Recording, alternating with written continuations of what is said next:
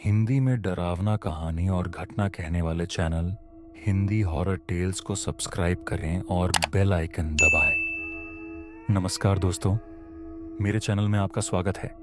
मुझे उम्मीद है कि आपको मेरा पिछला एपिसोड पसंद आया होगा। इस एपिसोड में और भी डरावनी कहानियां हैं, तो चलिए शुरू करते हैं। पहला श्रोता। हेलो दोस्तों, मेरा नाम सुशील है। यह घटना मेरे इंजीनियरिंग कॉलेज के दिनों की है। उस समय छुट्टियां थीं और मैंने पुणे जाने की योजना बनाई थी।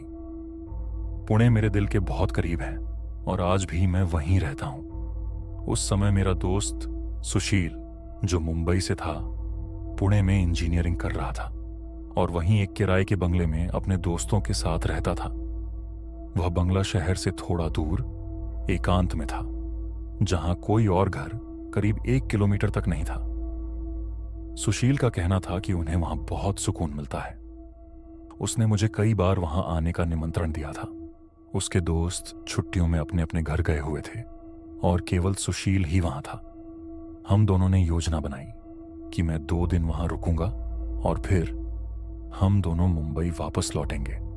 हमारे एक और दोस्त विक्रांत, जो बेंगलुरु में पढ़ाई कर रहा था, भी हमारे साथ जुड़ने वाला था।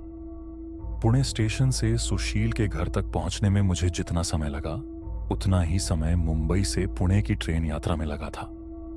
सुशील ने घर का रास्ता विस्तार से समझाया था, लेकिन मेरी किस्मत खराब थी और मैं एक मोड़ गलत ले बैठा।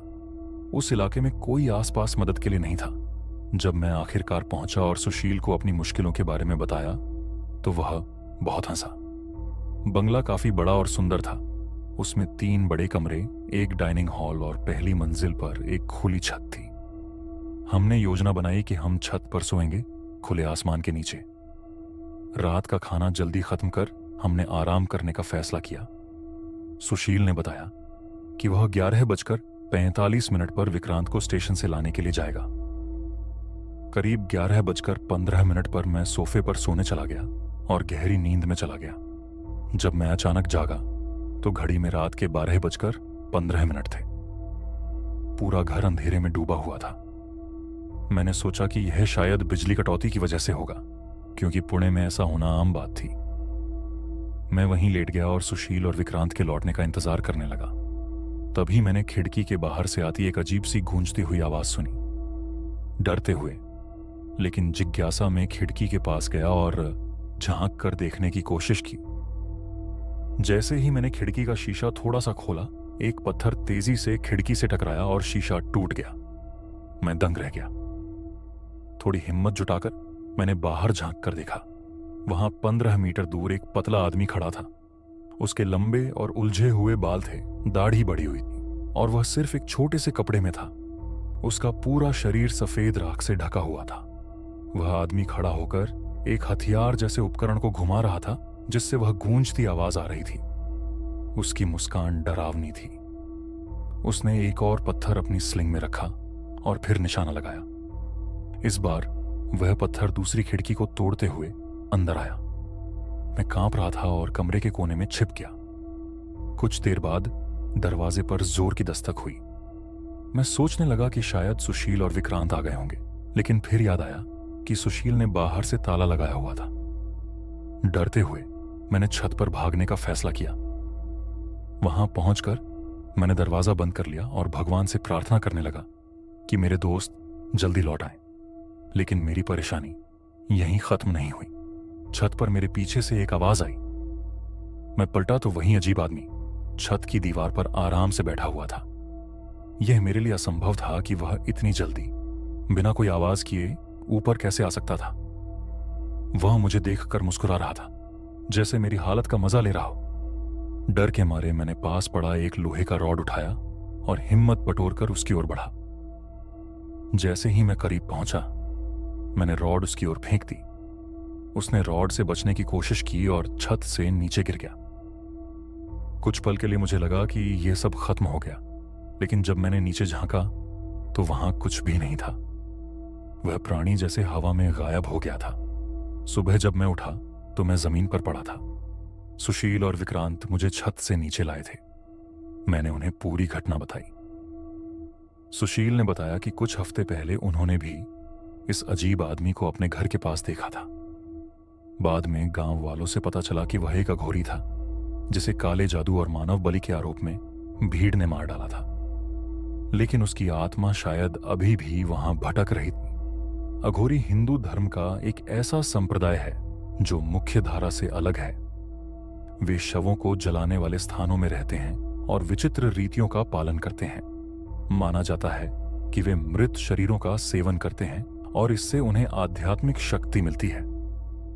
इस घटना के बाद हमने तुरंत वह घर छोड़ दिया और मुंबई लौट गए। सुशील और उसके दोस्तों ने भी वह घर छोड़ दिया और शहर के अंदर एक फ्लैट किराए पर लिया। उस घटना के बाद हमने कभी वहां वापस जाने की हिम्मत नहीं की। यह कहानी उस डरावने अनुभव की गवाही है जिसने मुझे यह सिखाया कि कभी कभी डर पर काबू पाने से ही हम अंधेरे पर विजय पा सकते हैं। दूसरा श्रोता। हेलो दोस्तों, मेरा नाम शिव है। यह कहानी मेरे एक कजिन की है और यह घटना कसरा घाट नामक जगह से जुड़ी है। कसरा घाट एक घाटी है जो अपनी खतरनाक सड़कों और अतीत में हुई कई दुर्घटनाओं के लिए बदनाम है। 1970 के दशक से लेकर 1990 के दशक के अंत तक इस इलाके में बहुत सारी दुर्घटनाएं हुईं। इसका एक बड़ा कारण यह था कि घाटी की सड़कें बहुत संकरी थीं। ऐसा कहा जाता है कि इन सड़कों पर 2 वाहन एक साथ नहीं गुजर सकते थे। एक वाहन को पीछे हटना पड़ता था और सड़कें इतनी घुमावदार थीं कि अगर थोड़ा सा भी गलत मोड़ ले लिया जाता तो वाहन सीधा घाटी में गिर जाता। कसरा घाट को प्रसिद्धि एक और वजह से मिली है। यह साईं बाबा के प्रसिद्ध मंदिर शिरडी मंदिर तक जाने का रास्ता है। यह मंदिर पूरे भारत में श्रद्धालुओं के लिए एक पवित्र स्थल है और हर दिन हजारों लोग यहां दर्शन के लिए आते हैं। अब वापस उन दुर्घटनाओं पर आते हैं जो इस इलाके में बहुत आम थीं।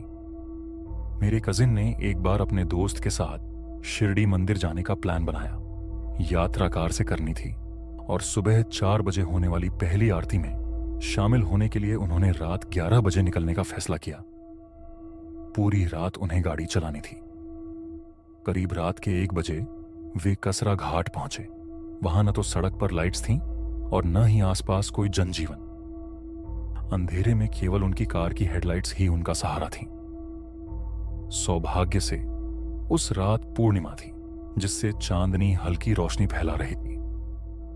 जैसे ही वे घाट पर गाड़ी चला रहे थे उन्होंने देखा कि एक बाइक सवार उनके पीछे से लगातार हॉर्न बजा रहा था, जैसे वह उन्हें साइड देने को कह रहा हो। मेरे कजिन को यह थोड़ा अजीब लगा क्योंकि सड़कें इतनी संकरी थीं कि बाइक का ओवरटेक करना लगभग असंभव था।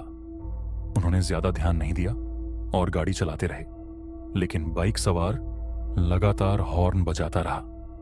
धीरे धीरे मेरे कजिन को यह बहुत परेशान करने लगा। उन्होंने अपने दोस्त से कहा कि गाड़ी धीमी करें ताकि वे बाइक सवार को देखकर समझ सकें कि वह ऐसा क्यों कर रहा है। जैसे ही गाड़ी धीमी हुई और मेरे कजिन ने बाइक सवार की ओर देखा, उनकी रूह कांप गई। उन्होंने देखा कि उस बाइक सवार का सिर ही नहीं था। वह बिना सिर के बाइक चला रहा था और वो भी इतनी सफाई से जैसे वह एक प्रोफेशनल राइडर हो। यह दृश्य इतना डरावना था कि मेरे कजिन पसीने से भीग गए। उन्होंने अपने दोस्त को यह बताया और दोनों ने डरते डरते उस बाइक सवार को देखा। तभी वह बाइक सवार उनकी गाड़ी के पास से बड़ी तेजी से गुजरा और उनकी आंखों के सामने गायब हो गया। उन दोनों ने तुरंत भगवान का नाम लेना शुरू कर दिया और घाट से तेजी से निकल गए। जब वे मंदिर पहुंचे तो उन्होंने गांव के एक बुजुर्ग से इस घटना के बारे में पूछा। बुजुर्ग ने उन्हें बताया कि कुछ साल पहले एक बाइक सवार एक ट्रक को ओवरटेक करने की कोशिश में दुर्घटना का शिकार हो गया था और उसकी मौत हो गई थी। तभी से इस रास्ते पर लोग अक्सर उस सिरविहीन बाइक सवार को देखते हैं। गांव वालों के अनुसार यह एक प्रेत है जो हर रात उसी घाटी में प्रकट होता है। ऐसा माना जाता है कि अगर आप उसे ओवरटेक करने से रोकते हैं तो आपकी खुद की दुर्घटना हो सकती है। इस कहानी ने मेरे कजिन और उनके दोस्तों को पूरी तरह से झकझोर दिया। उन्होंने उस दिन के बाद कसम खाई कि वे रात में कभी उस रास्ते से नहीं गुजरेंगे। यह घटना उन्हें हमेशा याद दिलाती है कि कुछ जगहें ऐसी होती हैं जो रहस्यमयी और डरावनी होती हैं, और वहां का अतीत आज भी उस जगह की कहानियों में जिंदा रहता है। तीसरा श्रोता। नमस्ते, मेरा नाम अंजलि है। यह कहानी मेरे एक दोस्त अमित और उसकी पत्नी रीना की है, जो हाल ही में शादी के बंधन में बंधे हैं। मेरी उनसे मुलाकात तब हुई जब मैं अपने होम टाउन गया था। पुरानी यादों को ताज़ा करते हुए उन्होंने मुझे अपनी शादी के समय हुई एक अजीब और डरावनी घटना के बारे में बताया, जो सुनकर मेरे रोंगटे खड़े हो गए। अमित और रीना ने अपनी शादी के लिए एक बड़ा सा हवेली जैसा घर किराए पर लिया था। रीना के परिवार वाले उस हवेली में ठहरे हुए थे, जबकि अमित का परिवार उनके खुद के घर में रह रहा था। रीना के परिवार को शहर के बाहर से आना था, क्योंकि वे किसी और शहर में रहते थे। यह शादी अमित के छोटे से गांव में हो रही थी, जो मुख्य शहर से सैकड़ों मील दूर था। शादी की चहल पहल के बीच हवेली में सब कुछ सामान्य लग रहा था। रीना के पिता और उनके 2 भाई एक कमरे में सो रहे थे। कमरे की लाइट बंद थी और दरवाजा अंदर से बंद नहीं किया गया था।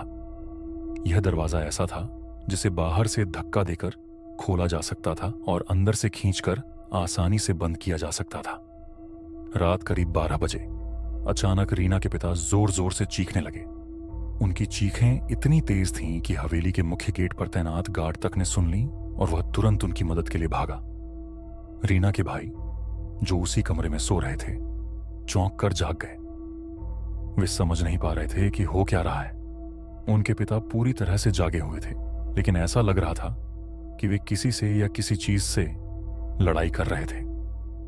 ऐसा लग रहा था जैसे कोई उनके ऊपर चढ़कर उन्हें दबाने या गला घोंटने की कोशिश कर रहा हो। उनके दोनों हाथ और पैर पूरी ताकत से हिल रहे थे, जैसे किसी अदृश्य दुश्मन से जूझ रहे हों। सबसे अजीब बात यह थी कि उनके पिता को वह चीज या प्राणी साफ दिखाई दे रहा था जिससे वे लड़ाई कर रहे थे, लेकिन उनके दोनों भाइयों को कुछ भी दिखाई नहीं दे रहा था। कमरे की लाइट चालू नहीं हो रही थी और दरवाजा भी अंदर से खुल नहीं रहा था। भाई उनकी मदद करना चाहते थे, लेकिन उन्हें समझ नहीं आ रहा था कि किससे लड़ें। उनके पिता की चीखों ने पूरे घर को जगा दिया।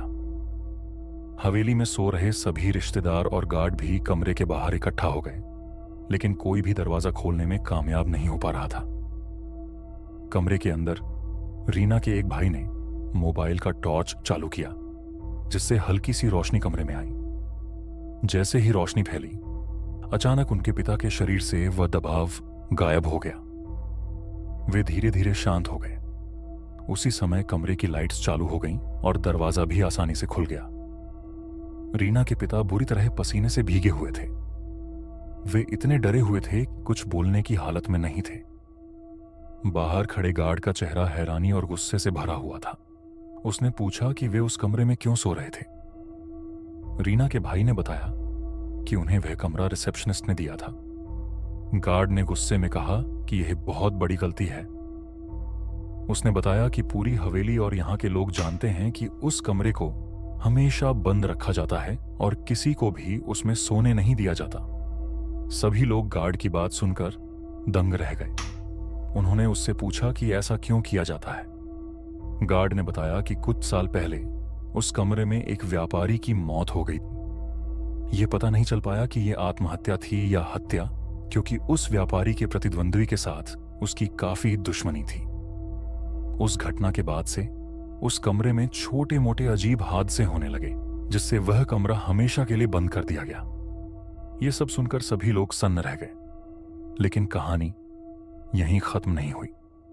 शादी के बाद रीना का परिवार अपने शहर लौट गया, जो करीब 500 मील दूर था। वहां जाकर रीना के पिता ने उसी भूत को अपने घर में भी देखा।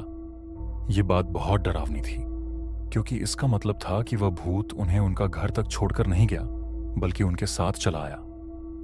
रीना ने बताया कि उनके पिता 3 महीने तक सो नहीं पाए। उन्होंने कई धार्मिक अनुष्ठान और पूजा करवाई ताकि उस भूत से छुटकारा मिल सके, लेकिन डर और मानसिक तनाव के कारण उनके पिता का स्वास्थ्य काफी खराब हो गया। उनका वजन तेजी से गिरने लगा और वे आधे से भी कम रह गए। यह सब कुछ सुनकर मुझे विश्वास नहीं हो रहा था। रीना ने बताया कि जब उनके पिता थोड़ा ठीक होने लगे तब उन्होंने उस रात की घटना के बारे में विस्तार से बताया। उन्होंने कहा कि जब वे सो रहे थे तब अचानक उस भूत ने उन पर हमला किया। वह एक इंसान की तरह दिख रहा था, लेकिन उसके इरादे बेहद खतरनाक थे। वह उनके गले पर झपट रहा था। रीना के पिता के गले में हनुमान जी का लॉकेट था। हिंदू धर्म में हनुमान जी को एक शक्तिशाली देवता माना जाता है, जिनका नाम लेने से बुरी आत्माएं दूर हो जाती हैं। रीना के पिता ने बताया कि भूत उस लॉकेट को हटाने की कोशिश कर रहा था और जोर जोर से चिल्ला रहा था कि लॉकेट उतार दो, लेकिन चमत्कारिक रूप से वह उस लॉकेट को छू भी नहीं पा रहा था। यह लॉकेट ही शायद उनके पिता की जान बचाने में कामयाब हुआ। रीना ने कहा कि उनके पिता ने उस भूत का चेहरा ज्यादा याद नहीं किया, शायद डर के कारण, लेकिन उन्होंने इतना जरूर कहा कि वह एक इंसान जैसा दिखता था। इस भूतिया अनुभव ने उनके पिता का स्वास्थ्य और मानसिक स्थिति दोनों खराब कर दी। हालांकि अब वे ठीक हैं, लेकिन उस घटना ने उनके जीवन पर गहरा असर छोड़ा। यह कहानी सुनकर मेरे रोंगटे खड़े हो गए। जीवन में मैंने ऐसा शक्तिशाली भूतिया अनुभव पहले कभी नहीं सुना था।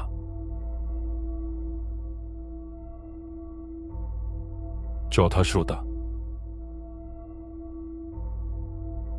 हेलो दोस्तों, मेरा नाम संजू है। भारत ऐसा देश है जहां अनेक ऐतिहासिक किले मौजूद हैं। इन किलों ने देश के इतिहास को आकार देने में महत्वपूर्ण भूमिका निभाई है। महाराष्ट्र राज्य में विशेष रूप से सह्याद्री पर्वत श्रृंखलाओं में स्थित कई किले पाए जाते हैं। ये किले न केवल ट्रैकिंग के शौकीनों के लिए स्वर्ग हैं, बल्कि कई रहस्यमय और डरावनी कहानियों का केंद्र भी रहे हैं। कहा जाता है कि इन किलों में से कुछ में अजीब घटनाएं और भूत प्रेतों का साया है, जो यहां हुए रक्तपात और युद्धों का परिणाम हो सकता है। यह घटना 1990 के दशक की है, जब मैं कॉलेज में था। दिसंबर का महीना था और हमारी परीक्षाएं अभी अभी खत्म हुई थीं। छुट्टियों के इन दिनों को रोमांचक बनाने के लिए मैंने और मेरे 3 दोस्तों परू, निखिल और कन्नू ने एक पुराने और सुनसान किले पर रात भर के ट्रैक की योजना बनाई। यह किला मुंबई से लगभग 150 किलोमीटर दूर और समुद्र तल से 1400 मीटर की ऊंचाई पर स्थित था। हमने सुना था कि यह किला भूतिया कहा जाता है, लेकिन रोमांच की चाह में हमने इस पर ध्यान नहीं दिया। हम सुबह 7 बजे पूरी तैयारी के साथ निकले। निखिल ने गैस स्टोव और खाना बनाने का सामान साथ लाया था। योजना थी कि रात को किले पर बारबेक्यू करेंगे। मौसम सुहावना था और ठंडी हवा हमारी थकान कम कर रही थी। लगभग 6 घंटे की चढ़ाई के बाद दोपहर 1 बजे हम किले के मुख्य द्वार पर पहुंचे। वहां कुछ और ट्रेकर्स भी थे जो काफी दोस्ताना थे। बातचीत के दौरान उन्होंने बताया कि वे इस किले पर कई बार आ चुके हैं, लेकिन हमेशा सूरज ढलने से पहले वापस लौट जाते हैं। उन्होंने हमें रात भर रुकने के खतरों के बारे में भी चेतावनी दी।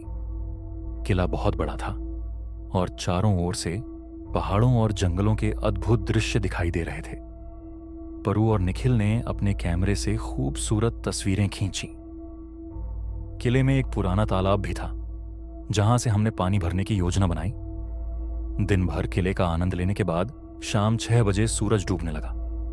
हमारे साथी ट्रेकर्स ने हमें शुभकामनाएं दी और वापस लौट गए। हमने अपना सामान मंदिर के पास रखा, जो स्थानीय लोगों के अनुसार सबसे सुरक्षित जगह मानी जाती थी।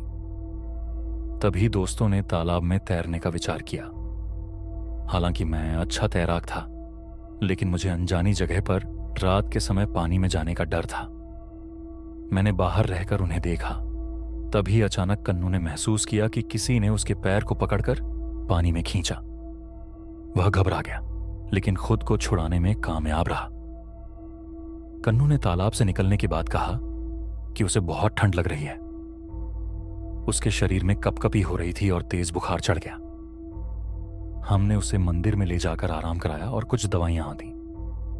थोड़ी देर में वह सो गया, लेकिन हम सभी परेशान थे। रात का खाना जल्दी बना लिया गया। बारबेक्यू का विचार छोड़कर हमने चावल और दाल बनाई। खाना खाने के बाद हमने मंदिर के अंदर बैठकर बातें शुरू की। रात करीब 10 बजे निखिल ने अकेले तालाब के पास जाने का फैसला किया। वह कहता था कि भूत प्रेत जैसी बातों में यकीन नहीं करता। करीब 1 घंटे बाद जब निखिल वापस नहीं आया तो हमें चिंता होने लगी। हमने उसे ढूंढने की ठानी। तालाब के पास पहुंचने पर हमने निखिल को पानी के किनारे लेटे हुए पाया। उसकी आंखें खुली हुई थीं, लेकिन वह किसी गहरी सोच में खोया हुआ लग रहा था। उसे झंझोड़कर होश में लाने पर उसने बताया कि तालाब के पास उसे किसी महिला की उपस्थिति का एहसास हुआ। अचानक उसने महसूस किया कि किसी ने उसकी गर्दन पर ठंडा हाथ रखा है। वह पलटकर देखने पर डरावनी सूरत वाली एक महिला को देख सका। हम तुरंत निखिल को लेकर मंदिर लौटे। घबराहट के कारण किसी को नींद नहीं आ रही थी।